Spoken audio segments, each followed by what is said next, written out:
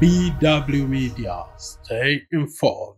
Karibu sana mpenzi mtazamaji wa BW Media, na kipindi hewani ni mwongozo wa kujifunza Biblia. Juma lililopita tulikuwa tuna somo muhimu ambalo tunaamini kwa namna moja au nyingine lilibadilisha mtazamo wako. Tuko somo la 8, watu hodari wa imani, Yoshua na Caleb. Tutazungumza mambo mengi, tutaona jinsi walivyokuwa mifano ya uaminifu, ujasiri na unyenyekevu kwa Mungu wao. Na katika kipindi cha leo niko na wageni ambao kwa pamoja tunaenda kujifunza somo hili na wataleta mtazamo fulani wa kichambuzi kwako mpenzi mtazamaji. Niko na Daktari Maduhu, niko na Miriam Joshua. Huyu ni mtu makini sana kwenye kukuongozea vipindi hivi. Tuko na mwinjilisti Matthew Masaka, mimi ambaye naongoza kipindi hiki naitwa Watson Mwakijola. Hii ni BW Media, tukukaribishe katika kipindi cha leo. Miriam, karibu katika kipindi cha leo. Nashukuru sana.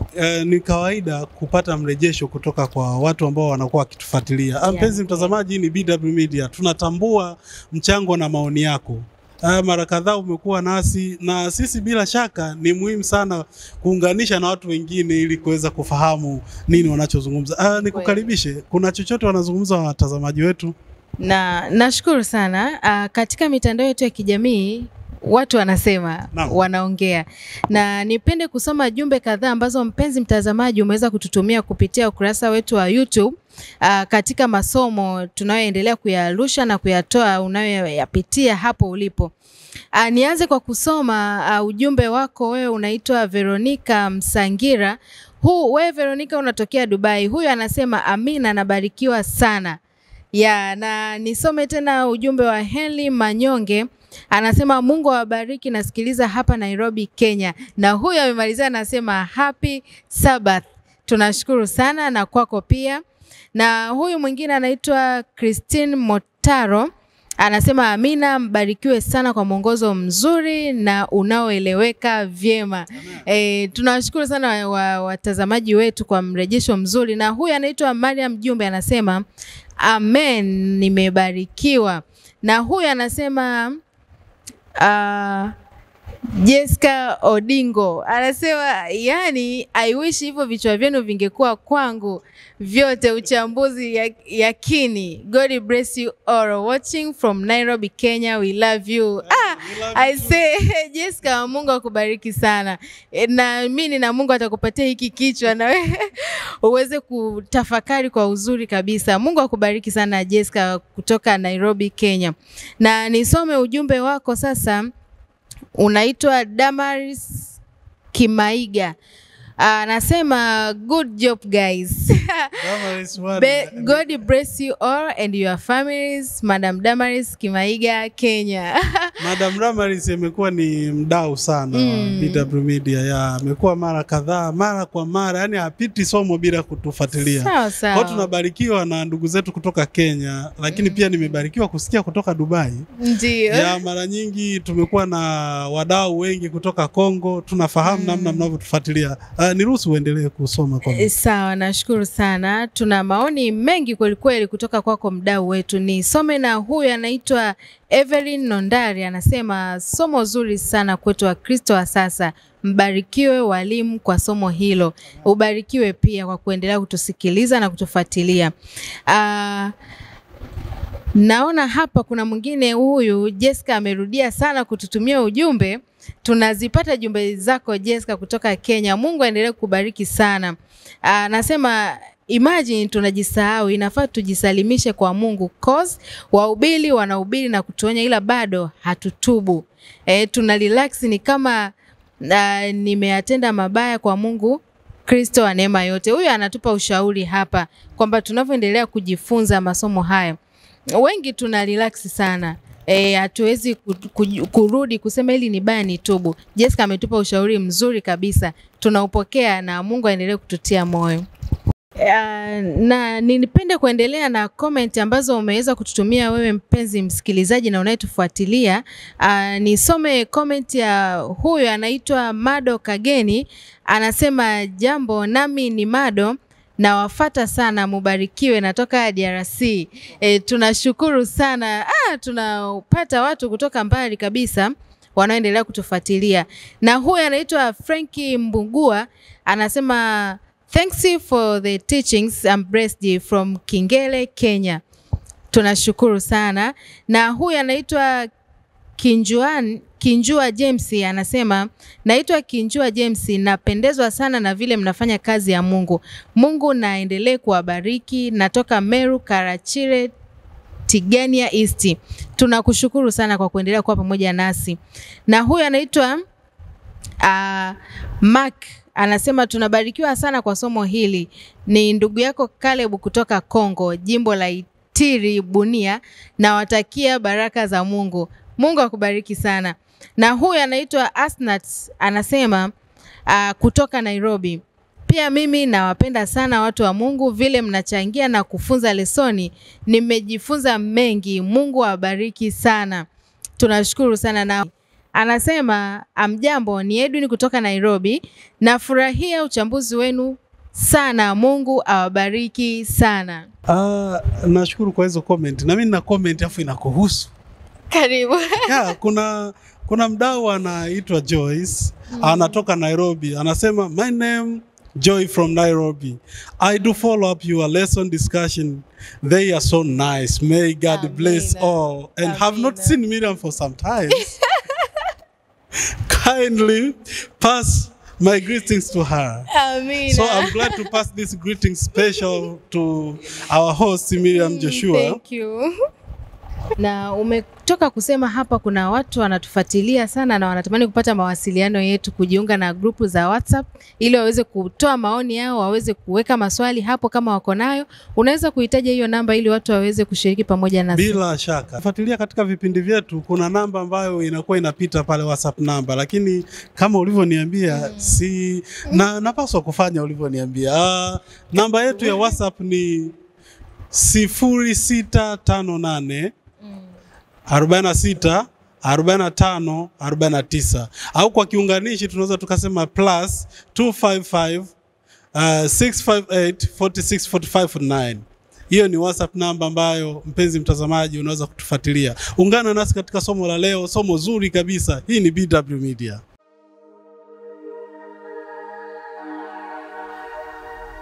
BW Media, stay informed. Tuko somo la 8. Tunaangalia watu hodari. Huyu ni Yoshua na Caleb. Ni kawaida katika vipindi hivi vya mwongozo wa kujifunza Biblia kuwa na fungu ambalo linakuwa linabeba muktadha au tunasema dhana nzima ya somo. Tukukaribisha utuongoze katika somo hilo. Karibu. Nashukuru sana.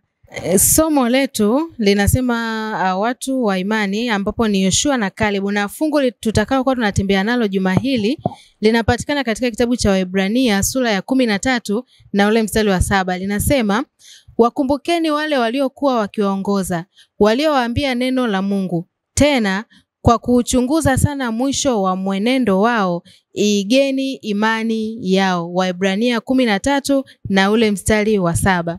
Na kwa fungu hilo basi nikukaribishe tufumbe macho tuweze kuomba. Tuombe. Tunakushukuru Mungu wetu na Baba yetu kwa kuwa pamoja nasi. Wakati mwingine huu tunapoenda kuanza kipindi chetu cha mwongozo wa kujifunza Biblia kwa watu wazima, tunakusihi ukae pamoja nasi. Roho yako mwema akazidi kutamalaki maeneo haya, na ujumbe huu tutakao utoa hapa kufikisha kwa watu wako wakapate kubarikiwa na jina lako likatukuzwe zaidi na zaidi. Tubariki na sisi pia tunaotoa ujumbe huu, ukaanze kutubariki sisi kwanza kabla ya kuwafikia wengine. Neema yako ikadumu kwa pamoja nasi, kwa jina la Yesu Kristo tumeomba. Amina. Naam, Elda Masaka, tunabarikiwa kuwa na wewe katika kipindi cha leo. Nashukuru sana. Katika somo la juma hili tunaona hawa mashujaa wa imani ambao ni Caleb na Yoshua.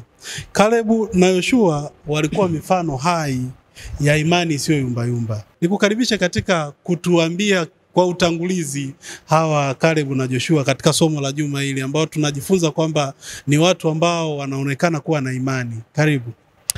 Tunapoendelea kuchambua kitabu cha Yoshua, tulishia somo la 7 linalozungumzia habari ya utii wa kiwango cha juu kabisa, na tuliangazia ibada katika eneo la vita. Ni somo lililokuwa la pekee sana, na lituangazia sana kuhusiana na ibada na utii wetu kwa Mungu.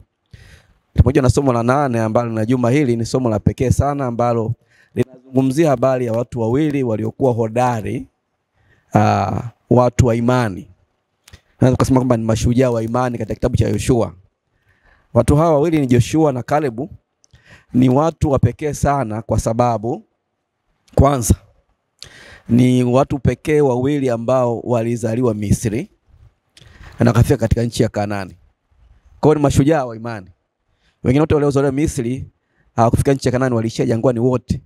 Wale walifika katika nchi ya Kanaani ni wale waliozaliwa jangwani, kizazi kipya. Kwa hiyo Yoshua alikuwa anaongoza kizazi kipya ambacho kizaliwa jangwani. Kwa watu hawa wawili Yoshua na Kalebu ni mashujaa wa imani kwa sababu walizaliwa Misri, walitoka wakiwa vijana, sasa wameshakuwa watu wazima waingia katika nchi ya Kanaani. Kwa ni somo la pekee sana linaloangazia kuhusiana na mashujaa hawa wa imani kwenye kitabu hiki cha Yoshua. Kwenye lile fungu la kukariri kuna mambo ya msingi sana ambayo tunapaswa tuyazingatie. Mambo kama 3. La kwanza tunapewa jambo la msingi sana kukumbuka viongozi. Viongozi wa kiroho wanapaswa kukumbukwa. Ndio maana nasema wakumbukeni wale waliokuwa wakiwaongoza. Yoshua na Kalebu walikuwa ni viongozi. Tunajua Yoshua, Kalebu alitoka katika kabila lile la Dani na kabila la Yuda, na kabila la Yuda ni kabila la uongozi. Kwa alikuwa ni kiongozi pia katika ile kabila, alikuwa ni kiongozi au ni mkuu wa ile kabila la Yuda. Na Yoshua pia alikuwa ni kiongozi wa taifa la Israeli badala ya Musa. Kwa walikuwa ni viongozi wa kiroho. Kwa jambo la msingi ni jambo kuwakumbuka viongozi wetu wa kiroho, wale ambao wanatuongoza katika mambo ya kiroho katika neno la Mungu. Jambo la msingi kuwakumbuka. Lakini jambo la pili, tunapaswa tuchunguze mwisho wao. Kwa nini mwisho wao? Kuna msemo mmoja unasema kwamba kuanza sio tatizo, shida ni kumaliza. Unaweza kuanza vizuri lakini ukamaliza vibaya. Kwa unapomaliza vizuri ni jambo la msingi sana. Haijalishi umeanzaje, lakini ukimaliza mwisho wako ukawa mzuri ni jambo nzuri sana. Kwa hiyo jambo la pili ni kwamba kuchunguza mwisho hawa viongozi ulikuwaje. Mwisho wao unapokuwa mzuri inakuwa ni kielezo kuiga imani au maisha yao. Na tutajifunza pia katika somo hili nguvu ya matendo au nguvu ya maisha kielelezo. Kile jambo la 3 ambalo kwenye fungu la kukariri, tunapaswa kuiga imani ya hawa watu. Kuiga kwa maana ya kwamba wao ni kielezo chetu cha kuiga katika maisha yetu ya kiroho. Tunapokuwa na viongozi ambao ni wacha Mungu, mashujaa, wenye imani, wanaomtegemea Mungu, katika maisha yao tunapata kitu cha kuiga, cha kujifunza ambacho kinarithishwa na kwa vijana wengine wanaofuata. Na hii tutaangazia katika somo hili namna ya kurithisha imani kwa vijana. Nashukuru kwa somo, asante. Na Mzee Masaka, nipende kukushukuru sana, umeeleza kwa uzuri kabisa, na ndivyo tunavyoendelea mpenzi mtazamaji kuingia ndani kabisa ya somo letu juma hili. Na nikukaribisha sasa daktari, ninaona unanyongeza katika sehemu hii. Karibu tupe na wewe ni kitu gani unachokiona katika fungu letu na katika utangulizi wa juma hili. Karibu. Naam, asante sana. Watu hodari wa imani, Yoshua na Kalebu. Nitazungumzia fungu la kukariri na nitatoa utangulizi kidogo. Nikianza na fungu la kukariri, wakumbukeni wale waliokuwa wakiwaongoza. Dunia hii yenye umri zaidi ya miaka 6000, watu wapo waliotutangulia. Hamna kitu kipya katika ulimwengu huu. Chote kimekwisha kuishi huko nyuma. Kwa hiyo anaposema wakumbukeni wale waliokuwa kiwaongoza, anamaanisha kwamba kwa kipindi chochote unachopitia katika maisha ambacho kitahitaji uaminifu, tutakaoangalia pale mbele, kitahitaji ujasiri, kumbuka kuna Kalebu, kuna Yoshua aliweza kupitia. Kwa hiyo tuwakumbuke. Alafu jambo la pili, walioambia neno la Mungu, tena kuchunguza sana mwisho na mwenendo wao. Ameeleza vizuri Elda hapo, sitaigusia, nitaigusia hii igeni imani yao. Napoingia katika utangulizi, mambo haya sasa tuweze kufanya.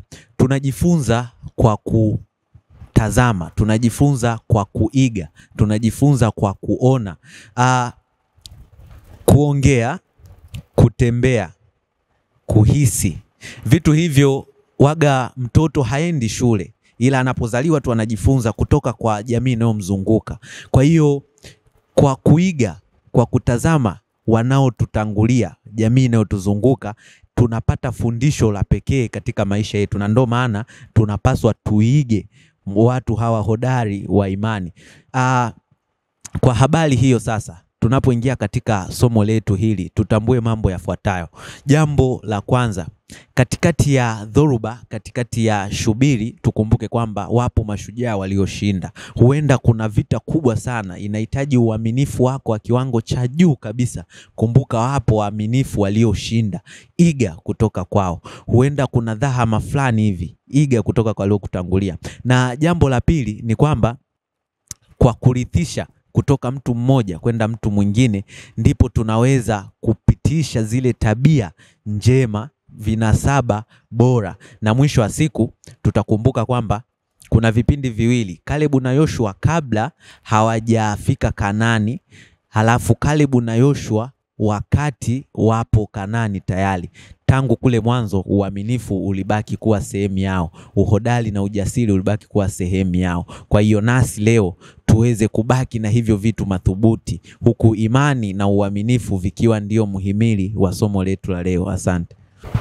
Na asante daktari. Nirudi kwako Mzee Masaka. Tunapoenda sasa kuangalia habari hii ya Kalebu pamoja na Joshua, tunaangalia habari ya uaminifu. Kulingana kwa mujibu wa maandiko, unaweza kutuambia Kalebu alikuwa ni nani hasa na nafasi yake kwa watu wa Israeli ilikuwa ni ipi? Karibu.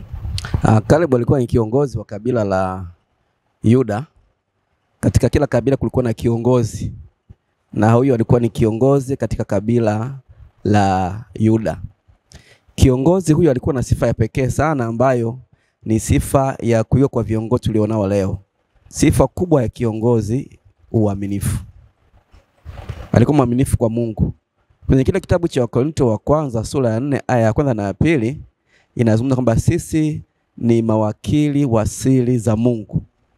Nasema na hapa inapotajwa katika uwakili ni mtu aonekane kuwa mwaminifu.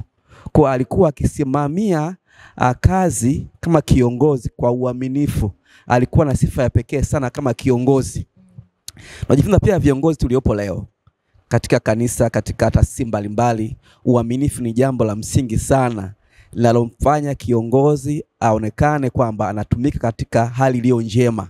Na anapokuwa mwaminifu kwenye kazi, hasa kazi ya Mungu, unamuinua Mungu. Maana ni sifa pekee ambayo Mungu anahitaji tuwe nayo katika utumishi na huduma ambayo ametupatia kuweza kuifanya. Huyu Kalebu, jina hili Kalebu limetokana na jina linajulikana kama mbwa. Kwamba alikuwa ni hodari. Alikuwa ni mtu ambaye anajitambua, anafahamu wajibu wake, anajua afanye nini kwa wakati gani. Na ndio maana ni miongoni mwa wale wapelelezi 12, yake akiwa ni wapelelezi kati ya wale wawili Yoshua na Kalebu. Walikuwa wapelelezi ambao walileta habari njema zenye kuwatia moyo wale Waisraeli waliokuwepo pale. Wale 10 walikuwa kinyume, lakini hawa wawili walisimama katika uaminifu. Na maandiko yanasema kwamba hawa Kalebu na Yoshua walimwandama Bwana kwa utimilifu.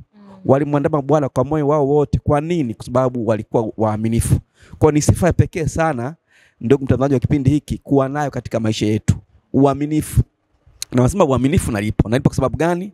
Unapokuwa mwaminifu, Mungu hatakuacha. Na ni sifa ambayo ili tuweze kuipata tunahitaji kujisalimisha kwa Mungu atupatie sifa iwe yetu. Tutembee katika uaminifu na tutakuwa wana wa Mungu katika hali iliyo njema. Asante. Naam, mpenzi mtazamaji, tunapoendelea na hili somo, tunajifunza kwamba Kalebu na Yoshua wanaonekana ni watu hodari wa imani. Katika uongozi kuna mambo ya muhimu ambayo watu wanaweza wakakumbuka. Kwa hiyo unaweza kuchagua ukumbukwe kwa mambo ya hovyo au ukumbuke kwa mambo mema. Daktari Madu, tunaona Kalebu alikuwa miongoni mwa wapelelezi haswa. Ukizingatia kile ambacho Elder Masaka amezungumza kwamba walikuwepo wapelelezi 12 akiwemo Yoshua na Kalebu. Ndio. Unadhani nini kilimtofautisha Kalebu na wapelelezi wengine? Naam, asante. Nini kiliwatofautisha?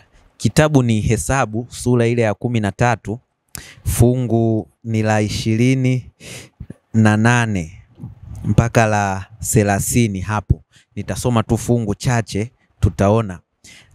Kitu cha kwanza, kuna vitu ambavyo walikubaliana wote kwa pamoja, wale wapelelezi. Labda niseme hivi, wakampa Musa taarifa hii, fungu la 27. Tuliingia katika nchi uliotutuma, nayo inatiririka maziwa na asali. Hili hapa tunda lake. Hilo wote walikubaliana, wapelelezi wote 12. Lakini watu wanaoishi huko ni wenye nguvu, na miji yao ina ngome na ni mikubwa sana. Huko tuliona hata wazao wa Anaki. Hilo nalo walikubaliana nalo. Hata Yoshua na Kalebu walikubaliana nalo. Kitu kilichokuja kutofautisha ni fungu la 29. Waameleki wanaishi Negebu, anataja watu hapo karibu na bahari. Fungu la 30 Kalebu anasema, kisha Kalebu akawanyamazisha watu mbele ya Musa na kusema, imetupasa kupanda na kuimiliki nchi hii, kwa maana hakika tunaweza kufanya hivyo. Fungu la 31, watu waliokuwa wamepanda pamoja naye wakasema, hatuwezi kuwashambulia, wale watu wana nguvu kutuliko sisi. Hicho ndicho kilichowatofautisha. Wakati Kalebu na Yoshua wanasema tupande, wale watu wengine wanasema hao watu wana nguvu kuliko sisi. Na sio tu hicho, watatumeza. Utasoma hicho kisa vizuri katika kitabu hicho cha Hesabu 13 na 14. Uaminifu, mtazamo, jicho la mtupio wa imani.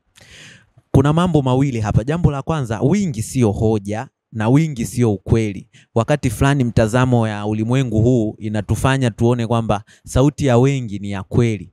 Mazingira yanatofautiana. Sio kila mazingira sauti ya wengi itakuwa ya kweli. Hapana. Hawa 10 walikuwa na sauti moja, lakini 2 tu ndo walikuwa na utofauti. Na walikubaliana kwenye kutokukubaliana. Lazima ifike pahala tunapozungumzia uaminifu tuweze kukubaliana kwenye kutokukubaliana, kwamba licha ya kweli hali ni ngumu ndio, lakini kwa kuwa tunaye Mungu aliyetuahidia nchi ya ahadi, hakika tutauteka huo mji. Wale wengine hawakutazama katika jicho la mtupio wa imani. Tuitazame mambo katika mtupio wa imani, na kwa kufanya hivyo tutakuwa tofauti na watu wengi na mtazamo wengi uliopotoshwa ulimwengu huu. Asante. Na nashukuru sana daktari. Umeeleza vizuri kabisa habari ya Kalebu pamoja na Yoshua, wale wapelelezi waliotumwa. Nirudi kwako mzee Masaka sasa. Tumeshaona habari ya Kalebu na Joshua. Ukilinganisha na wale wapelelezi 10 wa awali waliokuwa wamekwenda. Tunaona Kalebu na Yoshua wanasimama kinyume na wale 10 walioleta habari ambazo si sahihi, na wao wakasimama kikamilifu na kwa uaminifu kueleza iliyo kweli. Sasa tunakuja kwetu. Wakati huu tunawezaje kusimama kwa yale ambayo tunaona ni sahihi, japokuwa kuna maoni ya watu wengi yanaonekana kukinzana na sisi? Tunawezaje kusimama katika dunia ya sasa? Tunaweza tukasimama katika ukweli au katika uaminifu, hata kama wengine walio wengi wapo kinyume na huo ukweli au uaminifu. Tunaweza kusimama hivi kwa kumtegemea Mungu. Kila kitabu cha Wafilipi 4 fungu la 13 anasema, naweza mambo yote katika yeye anitie nguvu. Haikuwa jambo rahisi. Watu 10 ni wengi, 2 ni wachache, lakini waliusimamia ukweli. Tunapaswa kuusimamia ukweli hata kama tuko wachache, hata kama mbabaki peke yako, simamia ukweli. Na kusimamia ukweli kuna gharama. Maana hawa Kalebu na Yoshua walipowatuliza watu mioyo, maana baada kusikia zile habari mbaya kutoka kwa wapelelezi 10, mkutano mzima wa Israeli ulilipuka. Watu walichemka, wakaanza kuchangamka sasa. Ikabidi Kalebu asimame na Yoshua kuutuliza ule mkutano. Kwamba hapana jamani, ni kweli watu wale wana wa Anaki ni watu wenye nguvu na ni warefu, lakini tukimtegemea Mungu wale ni chakula chetu.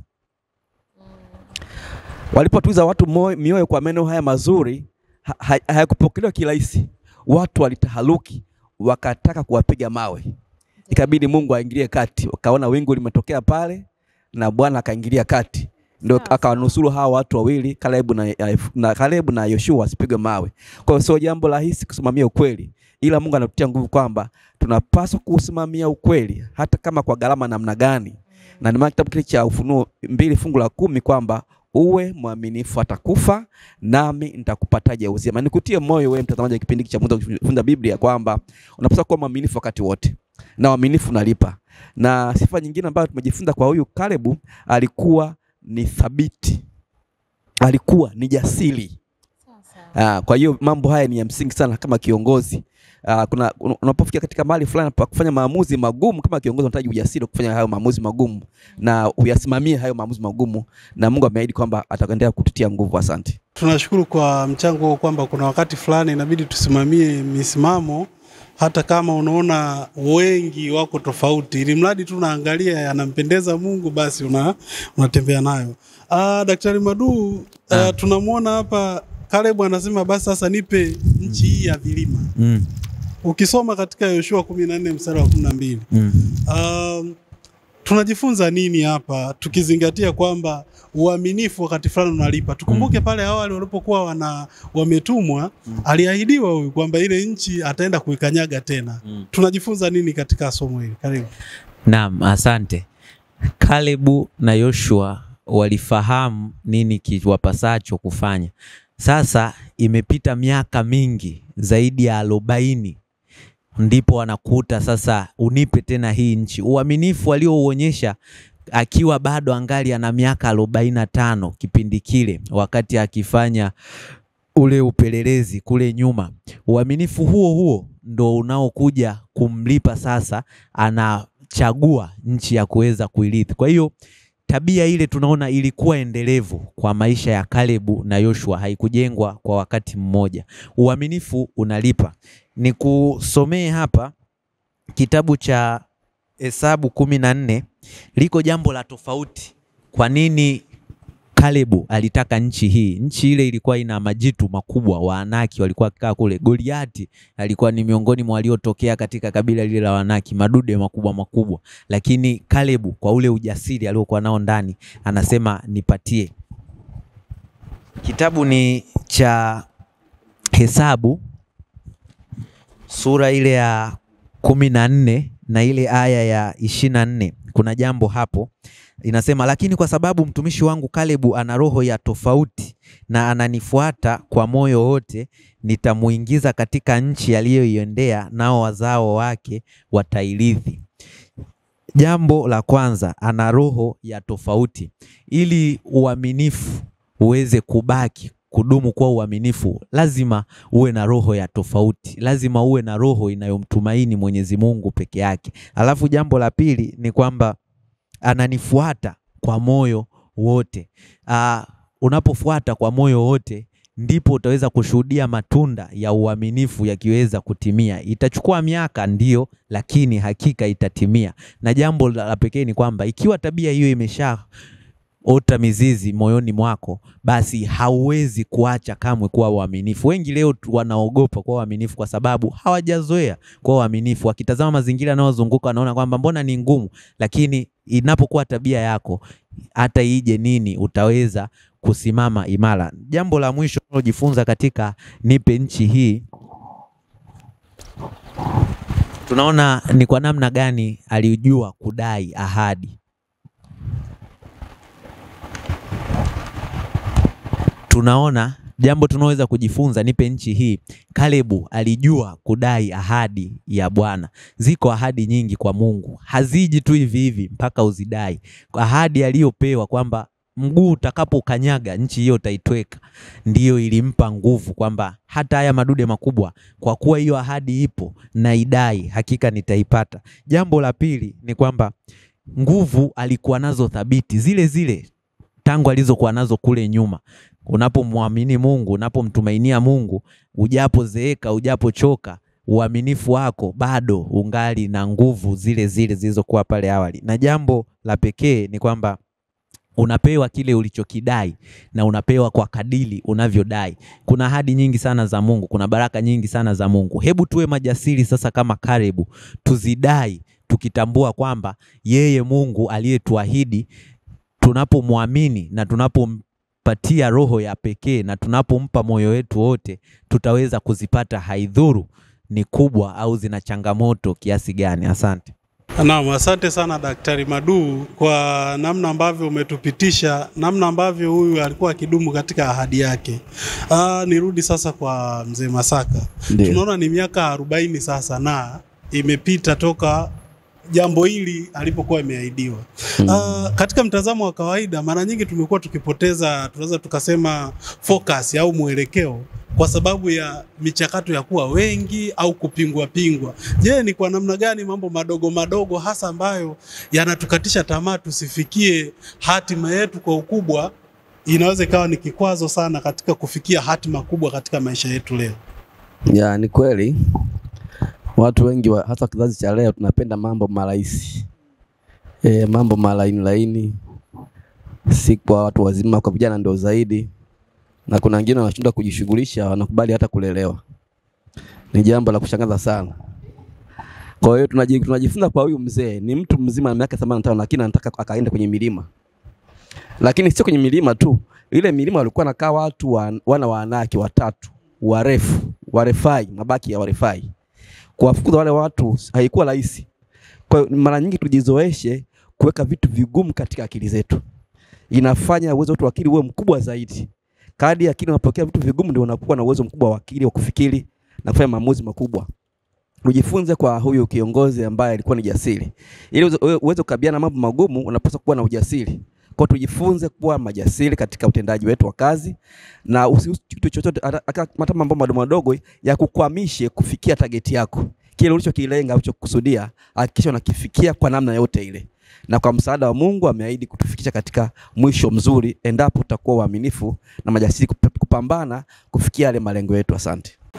Naam, mpenzi mtazamaji, bado tunaendelea na somo hili la 8. Tunaona watu wenye imani thabiti, Kalebu na Yoshua. Tunajifunza pia katika somo la juma hili kwamba kuna mifano, yani watu wanaweza kaiga kulingana na namna maisha yetu yalivyo. Tunajifunza nini kupitia kisa hiki cha Kalebu na Yoshua, mzee Masaka? Kuna fundisho la msingi sana kupitia hao wazee wa imani, Yoshua na Kalebu, kuhusiana na maisha yao kama kielelezo cha kuigwa kwa kizazi chetu, kwa vijana, kwa watu wazima. Kama kiongozi unaposimama katika uaminifu, unapokuwa jasiri, mpambanaji katika swala zima la imani, maisha yako yanaacha alama. Mahali unapokanyaga alama zinaachwa kwamba alikuwepo mtu fulani hapa. Hata tunajifunza katika maandiko kwamba mfano mmoja wapo katika maandiko ni yule Habili, anasema ijapokuwa amekufa lakini angali akinena. Yani maisha yake, uaminifu wake, kujitoa kwake, ibada yake, uaminifu kwa Mungu inabaki kuwa mfano na kizu kwetu. Kwa kupitia hawa wazee wa imani katika kitabu cha Yoshua tunajifunza leo Kalebu na Yoshua ni mfano wa kuigwa kwetu. Tunapoangalia maisha yao yanatupatia moyo kusonga mbele pale tunapokumbana na mambo magumu. Tunapoangalia maisha yao kwamba walipokabiliana na mambo magumu walimuomba Mungu akapambana wakapita, na sisi tunaweza tukapita katika mambo magumu ambayo tunakabiliana nao katika maisha haya. Najua naongea na mtu ambaye katika wakati fulani, wakati kama huu anapitia changamoto katika maisha yake, anapitia mambo magumu katika maisha yake. Nikutie moyo kwamba mtegemee Mungu. Tazama kielezo cha wazee hao wa imani, walishinda na walikuwa ni watu wazima. Wewe unaniangalia ambaye ni kijana, usikate tamaa chochote ambacho kinakabiliana katika maisha yako. Pambana, muombe Mungu na mtegemee, utavuka katika hayo na ukabiliana katika maisha yako. Asante. Naam, mpenzi mtazamaji, sasa tunaendelea. Niko kwako daktari, baada ya kumsikia mzee Masaka kwa uzuri kabisa. Sasa nirudi kwako hapo. Bado tuko kwenye nguvu ya kielelezo, nguvu ya mfano.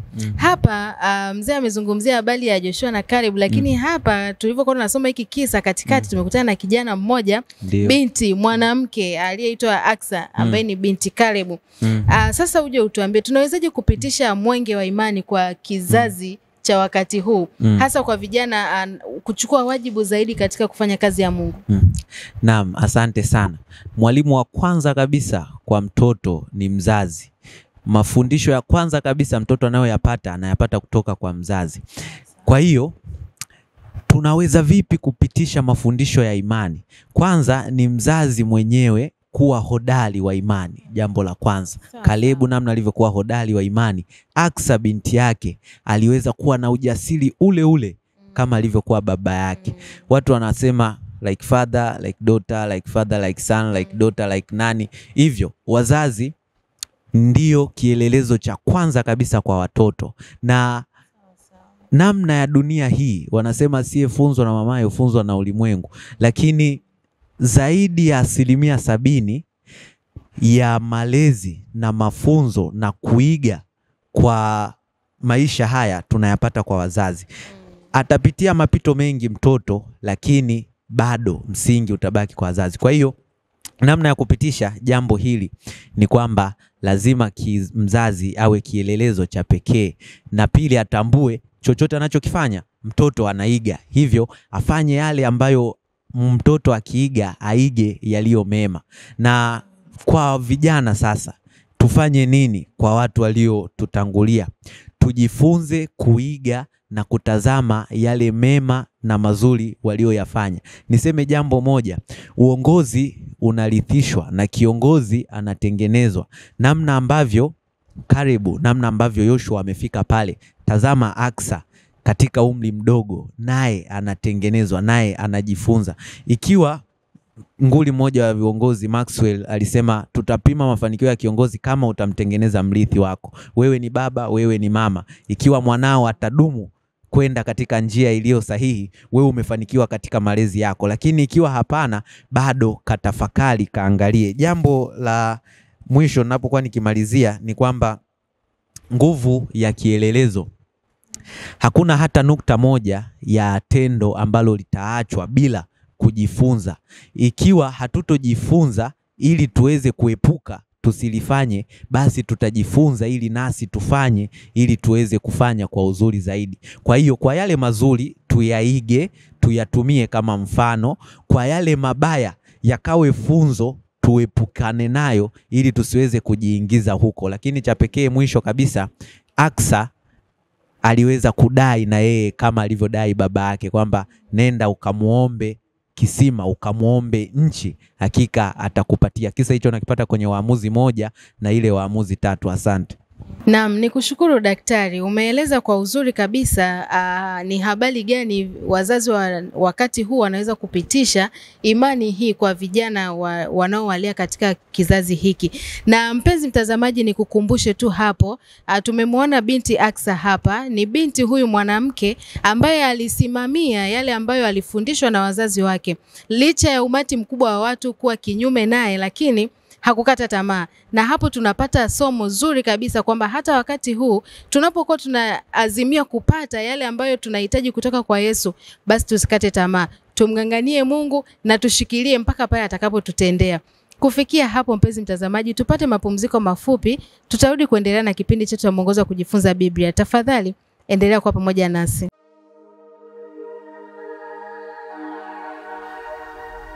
BW Media. Stay barabara. Mpenzi mtazamaji, tumerejea baada ya mapumziko mafupi. Nikukumbushe kwamba tuko katika somo la 8 na tunaangalia mashujaa wa imani ni Caleb na Joshua. Tumejifunza mambo mengi kabla hatujaenda kwenye mapumziko, hususan kuonesha namna kiongozi ambavyo unapaswa kuigwa mfano, malezi, wazazi namna gani unaweza kuwalea watoto wako na wakawa mfano pia katika jamii. Lakini pia kusimamia misimamo ambayo unaona ni sahihi kulingana na neno la Mungu bila kujali idadi na umati wa watu ambao wako tofauti na wewe. Mpenzi mtazamaji, bado niko na wachambuzi wale na tunaendelea kuzama ndani kabisa kuangalia somo hili, kufahamu hawa mashujaa wawili wa imani, Joshua na Caleb. Tukija sasa kwako Mzee Masaka, tunajifunza tukisoma katika kitabu kile cha Yoshua 19 mstari wa 49 mpaka 51. Tunaona hali fulani ya unyenyekevu wa Joshua. Anahakikisha kwamba imeshafanya kuwagawia watu wote, anakuwa wa mwisho. Hii ni ya unyenyekevu sana hii. Ni somo gani tunaloweza kulipata hapa kuhusiana na uongozi wa Joshua ukilinganisha na uongozi ambao upo katika miaka yetu ya leo? Yoshua akiwa kiongozi ambaye alifuata kielezo cha Yesu. Maana Yesu anatoa wito kwa kila mmoja wa wanafunzi wake katika kitabu cha Mathayo 11 fungu la 28, njooni kwangu. Lakini fungu linalovutia ni la 29 kwamba mjifunze kwangu kwa kuwa mimi ni mpole na mnyenyekevu wa moyo. Kwa alijifunza kwenye shule ya Kristo sifa ya unyenyekevu ambayo pia hata Musa alikuwa nayo, na ndio maana aliongoza taifa la Israeli. Kwa sifa hii ni sifa ya pekee sana ya unyenyekevu, na sifa hii Yesu anayo katika utumishi na huduma yake. Maana yeye alijinyenyekeza akawa mtii hata mauti ya msalaba. Kitabu cha Wafilipi sura ile ya 2, Paulo anatufundisha kitu fulani cha msingi sana kuhusiana na swala zima la unyenyekevu. Filipi sura ya 2 na aya ya 3 inasema, msitende neno lolote kwa kushindana wala kwa majivuno, bali kwa unyenyekevu kila mtu amhesabu mwenzie kuwa ni bora kuliko nafsi yake. Kila mtu asiangalie mambo yake mwenyewe, bali kila mtu aangalie mambo ya wengine. Huyu Yoshua hakuangalia mambo yake, aliangalia mambo ya wengine. Aligawia wana wa Israeli wote kila mmoja urithi wake. Ye akawa ni wa mwisho, hakujitanguliza, alikuwa mnyenyekevu, hakuwa mbinafsi. Ndivyo tunatakiwa kuwa viongozi wetu sisi leo katika maisha yetu. Tujifunze unyenyekevu wa namna hii katika utumishi na huduma ya kazi ya Mungu. Kwenye kitabu cha Yoshua sura ya 16 fungu la 49 anasema, basi wakamaliza hiyo kazi ya kuigawanya nchi iwe urithi kwa kuandama mipaka yake. Kisha wana wa Israeli wakampa Yoshua mwana wa Nuni urithi katikati yao, akawa mwisho kupata urithi. Kwa hiyo Yoshua tunajifunza kwamba alikuwa mnyenyekevu, hakupenda kujitanguliza, hakuwa mbinafsi. Lakini jambo jingine ni kuhusu uchaguzi wa makazi. Yoshua alichagua mahali sahihi pa makazi. Tunajifunza nini hapa katika maisha yetu leo? Unatazamia kujenga nyumba yako au mahali pa kuishi, uangalie mahali sahihi pa kuishi pa makazi. Katika ile aya ya 49 Yoshua 19 aya 51 inazungumzia kitu fulani cha msingi, hasa sehemu ya mwisho kule, kwamba hapo mlangoni mwa hema ya kukutania, basi hivyo wakamaliza kazi ya kuigawanya nchi. Huyu Yoshua mahali ambapo alikuwa ameweka makazi yake palikuwa ni karibu na Shilo, mahali ambapo palikuwa ni mahali ambapo sanduku lilikuwa linakaa, mahali ambapo palikuwa na hema pale, mahali ambapo palikuwa na ibada. Kwa alikuwa amechagua mahali sahihi ambapo hata anapokwenda kanisani kwenye ibada ni mahali ambapo sio mbali, yani ni sahihi, lakini mazingira yake yalikuwa ni rafiki kwa familia, kwa malezi. Ni mazingira ya asili ambayo unajifunza kupitia kitabu cha asili cha Mungu. Maana Mungu anatufundisha kupitia vitabu viwili. Kimoja ni neno lake, Biblia, lakini kitabu cha pili vitu vya asili. Kwa mazingira asili ni kitabu kizuri cha kujifunza sasa unapokuwa na familia yako. Kwa ni vizuri kuchagua makazi, sehemu ya makazi ambayo ni sahihi ili kuweza kujifunza, ambayo itakupatia usikivu na tafakari neno la Mungu. Unapojifunza unapata sehemu ambayo yenye utulivu. Kwa hiyo Yoshua alikuwa kwanza mnyenyekevu na asiyejivuna, lakini pia alichagua mahali sahihi pa kuishi. Kwa tujifunze namna ya kuchagua mahali sahihi pa kuishi katika makazi ambayo tutajifunza mambo ya asili yanatuelekeza kwa Mungu. Asante. Naam, ninashukuru sana kwa mchango huo Elda Masaka. Lakini Madu, tukijaribu kutazama tunaona Yoshua anakaa katika ule mji unaitwa Timnath Sera. Waandishi mbalimbali na wachambuzi wa haya masuala wanaueleza ule mji kama ulikuwa mji wa kawaida sana. Yes, kulingana na ile alivyowagawia wale, yani hatutazamii kuona kiongozi huyu akichukua haka mji ka kawaida sana. Kuna mambo tunajifunza hapa. Sasa ni kuulize tu kwamba tunawezaje kuiga roho ya kuridhika na unyenyekevu katika ulimwengu wetu leo? Kwa sababu tunaona machafuko mengi, kutofautiana kwengi ni kwa sababu tu ya kutokuridhika. Na unyenyekevu pia. Unazungumzaje kuhusiana na masuala hili? Naam, asante. Kwanza sehemu yenyewe Timnath Sera, jina lenyewe, yani hayo ni maneno mawili. Baada ya mgao, hiyo Timnath ndo mgao, afu ile Sera masazo, yani atakayobakia. Roho ya kipekee sana kutoka kwa Yoshua. Binafsi nilimpenda kama kiongozi, jambo ambalo anapaswa afanye. Kwanza kutanguliza maslahi ya watu wengine mbele, akaacha maslahi yake nyuma. Na mwishoni watu wako, kama wewe ukiwa kiongozi au kiongozi mahali fulani, wanapopata wote watu, ndipo na wewe sasa uangalie nafasi yako. Viongozi wengi leo tumejawa na uchu, kutokuridhika, tamaa ya nguvu na madaraka, jambo ambalo linafanya tuwe wa kwanza kupata urithi kabla hata ya watu tunawaongoza. Hapana, system ya uongozi ya kibiblia na iliyo bora ni kwamba watu kwanza wapate, kisha na wewe upate.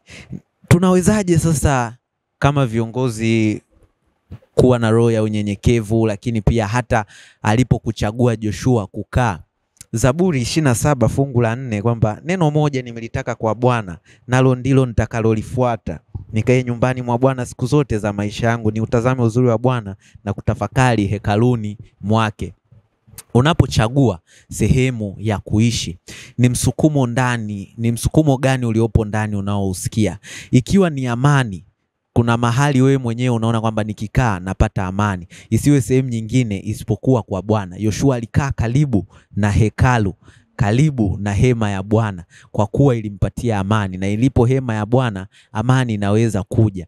Katika matumizi yetu leo, tunawezaje sasa kushinda ubinafsi, kushinda tamaa za uongozi, na mwisho wa siku kutumia mamlaka, kutumia madaraka tuliyokuwepo nayo kuwatanguliza maslahi ya watu wengine? Tufanye yafuatayo. Jambo la kwanza, tumtambue Mungu ndiye aliyekubali na aliyeruhusu tuwe viongozi kwa wakati huo. Tunapolijua hilo, tutajua yupo mwenye mamlaka zaidi ya mamlaka tulionayo kwa watu wengine. Kwa hiyo hatutokuwa na tamaa. Alafu jambo la pili, tunyenyekee, tujitiishe. Unyenyekevu sio udhaifu, sio kwamba utakosa. Bahati mbaya mitazamo mingi ya viongozi wengi sana wa bara letu la Afrika ni kwamba kila unapopata wanatamani kwanza wavune uongozi afu kisha ndo waanze kuwafaidisha na wengine. Hapana, tuwatangulize raia, tuwatangulize watu, ikiwa ni kanisani, ikiwa ni katika familia, ikiwa ni katika jamii. Hata wewe na ndugu yako, mtangulize rafiki yako kwanza mbele, wewe jiweke nyuma mwishoni, na sio kwamba utopungukiwa, utazidishiwa zaidi na zaidi kama ilivyokuwa kwa Joshua. Asante. Mzee Masaka, tunaendelea na lesoni yetu. Tuko somo la 8 kama ilivyo kawaida, na tunaelekea sasa kwenda mwisho wa lesoni yetu. Ndiyo. Na tunaona hapa kubadilishwa kwa tafakari.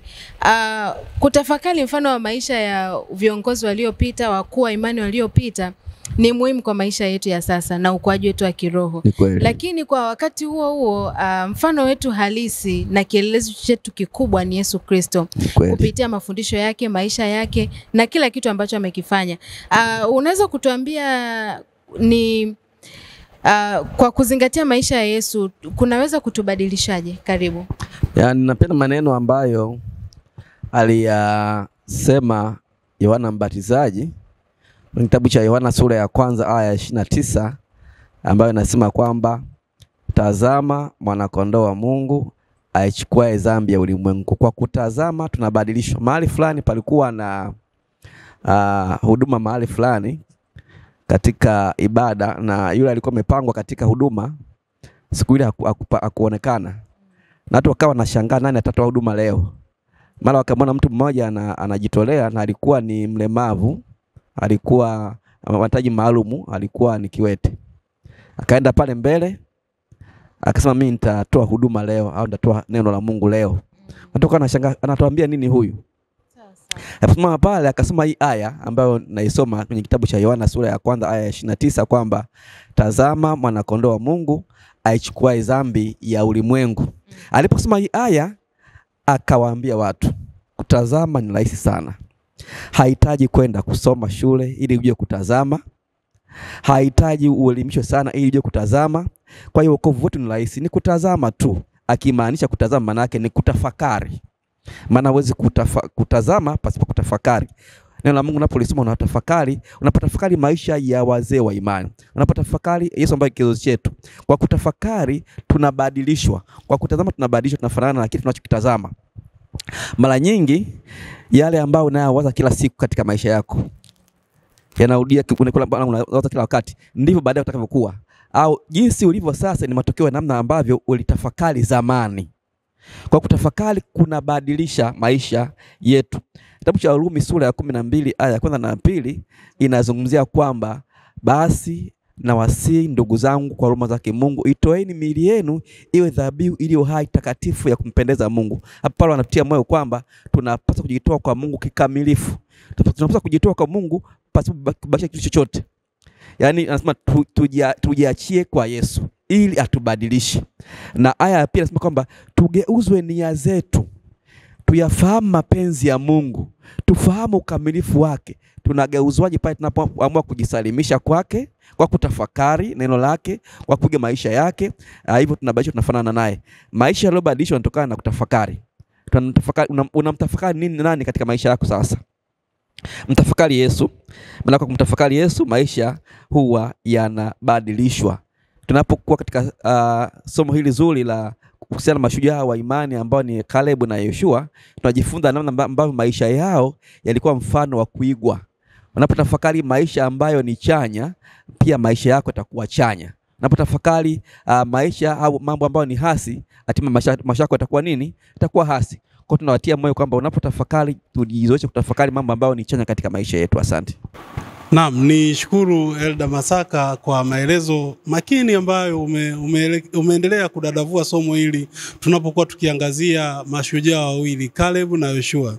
Daktari Madu, tunaona nguvu ya kutafakari na namna ambavyo inatubadilisha. Wakati fulani zipo dhana mbalimbali zinazozungumza kwamba namna mtu alivyo anaweza kabadilika kulingana na mazingira. Tunaishi katika ulimwengu wa teknolojia, hata masomo haya mpenzi mtazamaji unayapata kupitia vyombo vya habari.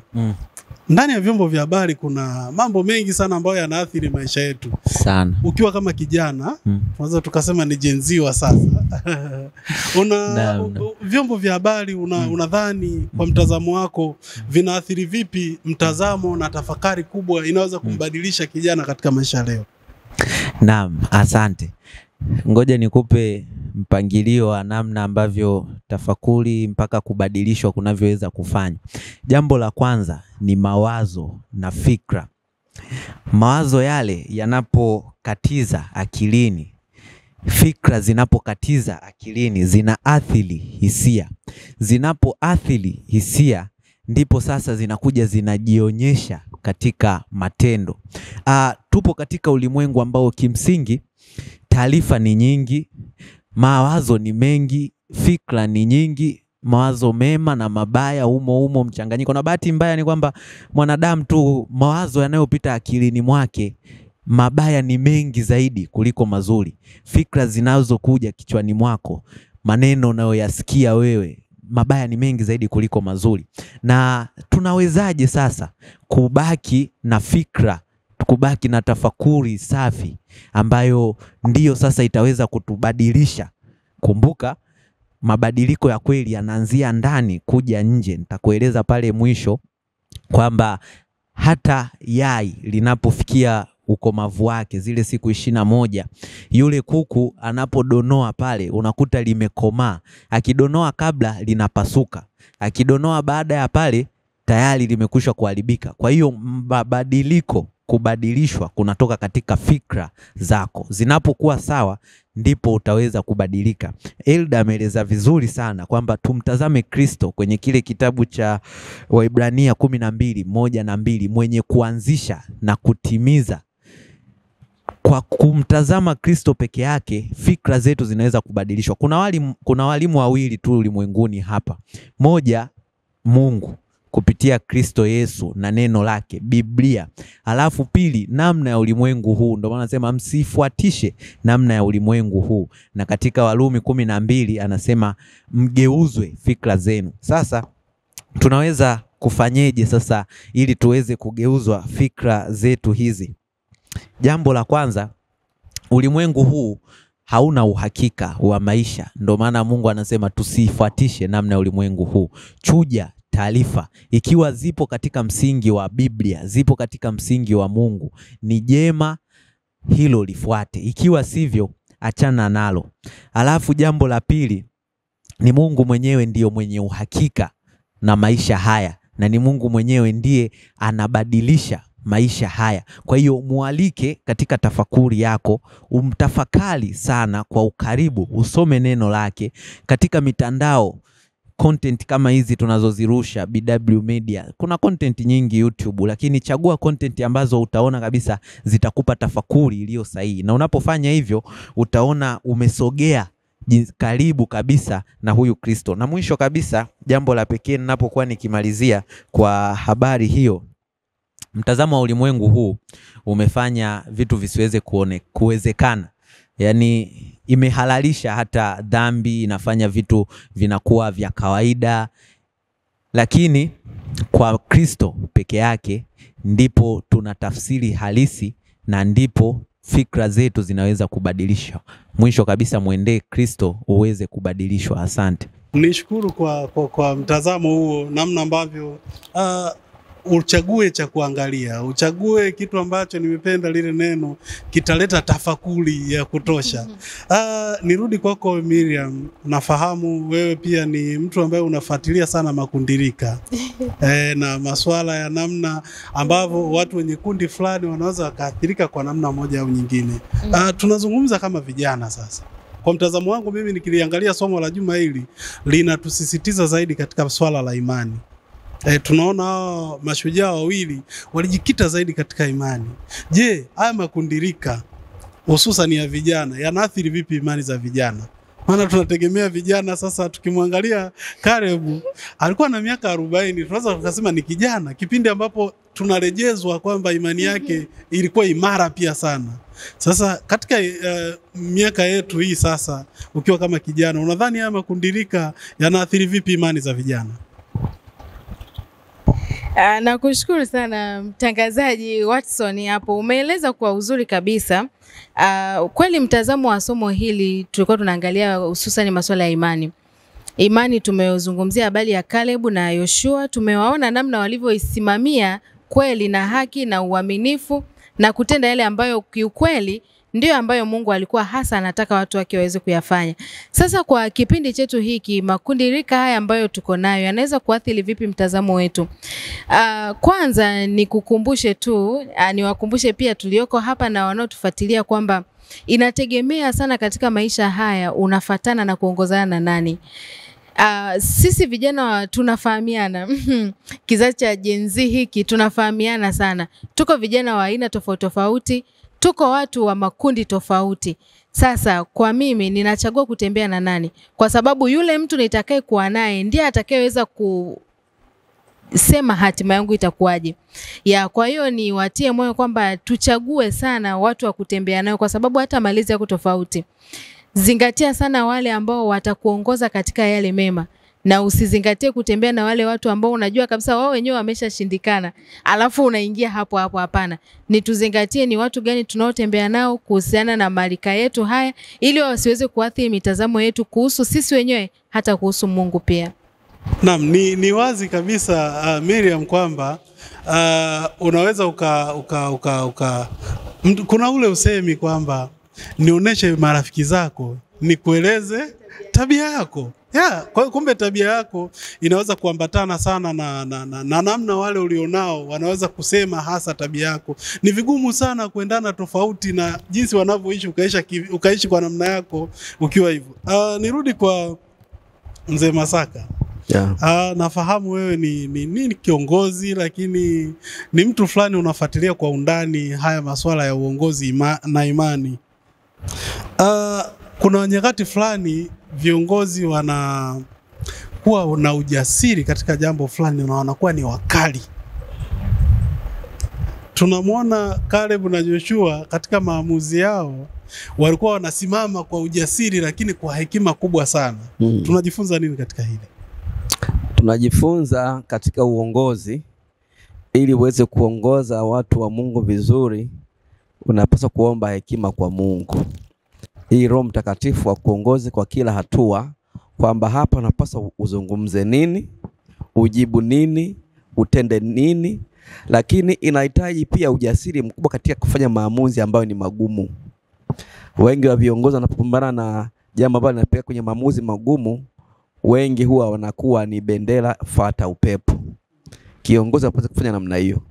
Simamia kile ambacho unachokijua kwamba hiki nikikisimamia kitawafikisha wale wanaongoza katika mwisho mzuri. Hata katika mtazamo wao, ikiwa kwa wakati wanakiona katika mtazamo ambao sio mzuri, lakini unajua kwamba unachokifanya ni sahihi, kisimamie. Tujifunze kwa wazee hao wa imani katika kitabu cha Yoshua, Caleb na Yoshua, namna ambavyo walikuwa ni majasiri na watu wenye kufanya maamuzi magumu. Katika maisha ya uongozi tunapaswa kuonyesha msimamo kwa kile tunachokifanya, ili kuwasaidia wale wanaowaongoza waende katika njia sahihi. Na kuongoza watu katika njia sahihi sio jambo rahisi.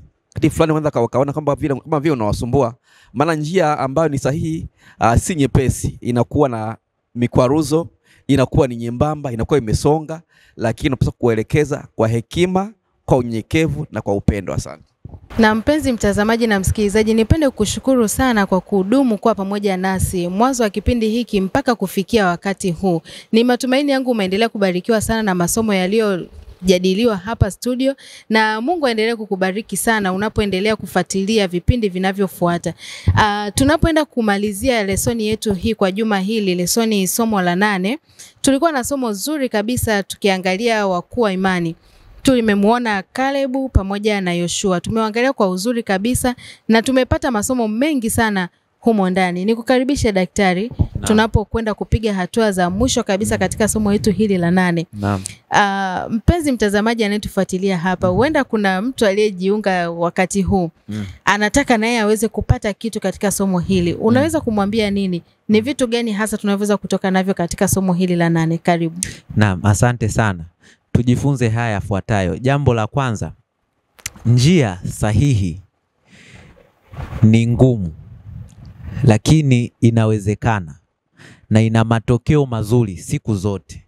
Tarudia, njia sahihi ni ngumu, lakini inawezekana na ina matokeo sahihi na bora siku zote. Njia hiyo ni ipi? Ni uaminifu. Uaminifu sio mrahisi. Sio rahisi kudumu kuwa mwaminifu, lakini inawezekana kwa nguvu za Kristo. Inawezekana kwa kuwa na tumaini kubwa na ukiwa na lengo kubwa zaidi. Hebu jaribu leo kuwa mwaminifu. Jambo la pili la kujifunza ni kwamba Kalebu na Yoshua kama vielelezo vya imani. Kila mmoja kwa habari ya Yoshua anatueleza uongozi unaoonekana katika nje. Wewe kama kiongozi, kuwa mnyenyekevu. Fanya kama Yoshua alivyofanya. Kwa Kalebu tunaona uthabiti na uhodari na ujasiri wa roho iliyopo ndani. Ndani mwako uwe hodari, uwe jasiri. Thubutu kuchukua vitu vilivyo vikubwa. Na jambo la pekee ambalo tujifunze la mwisho ni kwamba kubadilishwa kutokana na kutafakari. Hakuna aliyezaliwa anaweza yote. Kina Kalebu na Joshua walizaliwa kama sisi, lakini kwa kujifunza, kwa kutafakari, waliweza kufikia viwango ambavyo leo mimi na wewe tunavisoma, na hata fungu letu la kukariri limeelekezwa. Nawe unayetutazama na unayetufuatilia, unaweza kufikia viwango vya uhodari na unyenyekevu na uaminifu kama waliofikia hawa, kwa kujifunza, kwa kutafakari na kwa kubadilishwa kupitia Kristo Yesu. Amina. Asante, na nirudi kwako Elda. Unalipi la kuambia wasikilizaji na watazamaji wetu wanaotufuatilia katika kipindi hiki cha mwongozo wa kujifunza Biblia kuhusiana na somo letu hili la 8? Ni vitu gani wanavyoweza kujifunza katika somo hili? Karibu. Katika somo hili la 8 tunajifunza kuhusiana na mashujaa wa imani ambao ni Kalebu na Yoshua. Watu ambao ni kielezo kwetu sisi leo cha kuigwa kuhusiana na maisha yao. Walidumu kuwa waaminifu tokea wakiwa vijana. Maisha yao jangwani yote miaka 40 walidumu kuwa waaminifu. Hawakuyumbishwa na makundirika katika umri wao wa ujana. Wakati vijana wenzao wanakwenda na ulimwengu, wanajiita ni watu wa kisasa, wanajiita kwamba ni vijana wa kishua, wao walisimama katika neno la Mungu na kusimamia ukweli. Ninakutia moyo kijana wa leo, na kutia moyo mtu mzima kusimamia ukweli tunaofahamu. Utembea katika ukweli tunaofahamu. Tuwe waaminifu kwa kila hatua. Tuwe waaminifu hata kufa. Kuitwa shujaa wa imani si jambo rahisi, ni kuisimamia imani hadi mwisho. Na nizungumza hivi kwamba jambo la msingi sio kwamba ulianzaje. Jambo la msingi unamalizaje mwendo wako. Kwa tujifunza katika wazee walimaliza mwendo wao vizuri kwa sababu walimtegemea Mungu. Tujifunze kumtegemea Mungu, tutakuwa na mwisho mzuri. Asante. Pendwa mtazamaji, tunashukuru kwa namna ambavyo umeendelea kuungana nasi, lakini tunajifunza kupitia mifano ya Kalebu na Joshua kwamba wao wanatupa kielelezo hasa cha kujifunza ujasiri, uaminifu, imani na utimilifu kabisa katika yale ambayo wanayaamini, ambayo wanaona kabisa hayawatoi kutoka kwa Mungu. Leo Mungu bado anatafuta wanawake na wanaume wenye roho ya namna hii. Mpenzi mtazamaji, mimi ni Watson Mwakijola katika kuongoza kipindi hiki, lakini nilikuwa na wachambuzi ambao kwa pamoja wamelileta somo hili na tuna imani kwa namna moja au nyingine umebarikiwa zaidi. Tulikuwa na Daktari Maduhu, tulikuwa na mchambuzi na host anaitwa Miriam Joshua. Tumebarikiwa naye katika siku ya leo. Hali kadhalika katika mjadala huu hatukosi pia watu wa kutuvuta shati na kuturudisha, hususan vijana. Wazee ni muhimu pia na watu wenye umri mkubwa katika kila jambo. Tuko na Elder Matthew Masaka. Tunabarikiwa kuwa nawe katika vipindi hivi. Kimsingi ni wakaribisha katika juma lijalo. Tutakuwa na mada mahususi sana ambayo itakuwa nzuri kupita hii. Kwa hiyo mpenzi mtazamaji, usiache kufuatilia. Pengine tu ni ombe Elder Masaka utupatie ombi tunapohitimisha. Basi tuombe. Asante Mungu wetu mwenye upendo na unayejali kwa mibaraka ya pekee na nafasi nzuri ya kipindi hiki kizuri cha kujifunza neno lako kupitia mwongozo huu. Somo hili ni somo la pekee na linatufundisha kuwa mashujaa wa imani, kuwa waaminifu, tuongoze kuwa waaminifu kwa kila hatua, tuwe viongozi bora ambao tutacha kielezo na tutalithisha imani kwa vijana wengine. Endelea kututia nguvu na muombea anayefuatia vipindi hivi, mbariki kwa tifana na changamoto ngumu katika maisha yake. Mpatie ushindi Bwana, mpatie Roho Mtakatifu wa muongoze, mpatie mwongozo sahihi katika kufuata neno lako na kutegemea. Tunaomba kwa imani katika jina la Yesu, amina. Mpendwa mtazamaji, asante kwa kuendelea kufuatilia kipindi cha mwongozo wa kujifunza Biblia. Kwa niaba ya timu ya BW Media, nyuma ya kamera alikuwepo William pamoja na Joshua. Tunakushukuru sana kwa kuendelea kuwa mfuasi na mtu ambaye unafuatilia mara kwa mara kipindi cha mwongozo wa kujifunza Biblia. Nikualike uweze kusubscribe, kushare, kulike na kucomment.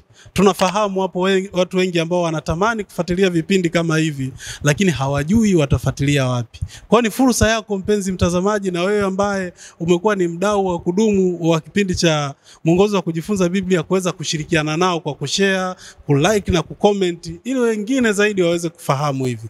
Ndivyo tunavyomaliza kipindi cha mwongozo wa kujifunza Biblia. Tukutane juma lijalo. Hii ni BW Media. Stay informed.